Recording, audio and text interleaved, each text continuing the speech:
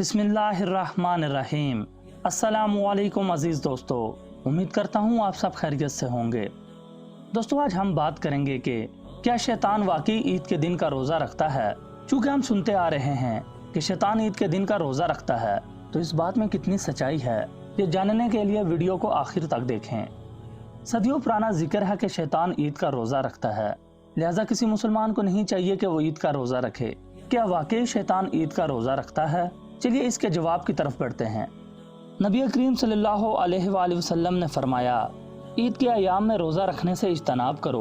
आप सल्लल्लाहु अलैहि वसल्लम ने ईद उल फितर और ईद उल अज़हा के दिन के रोज़े रखने की सख्त ममानत की है।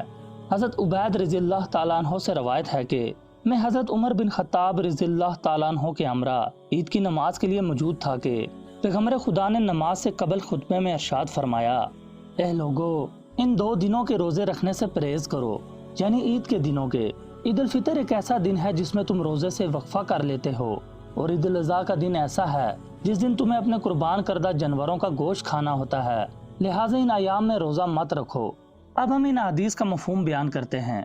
जैसा कि आप सल्लल्लाहु अलैहि वसल्लम ने ईद उल फितर और ईद उल अज़हा के दिन रोजा रखने से सख्त मना फरमाया है।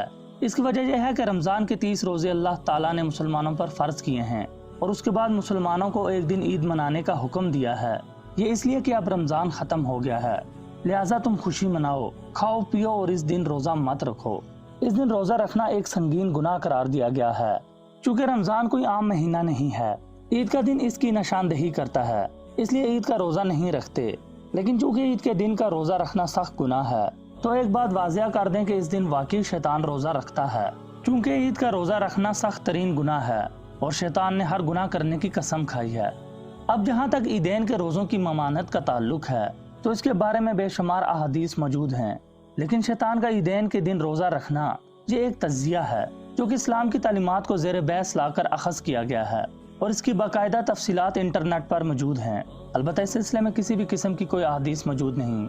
इसके अलावा एक और सवाल हमेशा ज़ेर गर्दिश रहा कि वाकई क्या शयातीन रमज़ान के महीने में कैद कर लिए जाते हैं और ये आज़ाद कब होते हैं।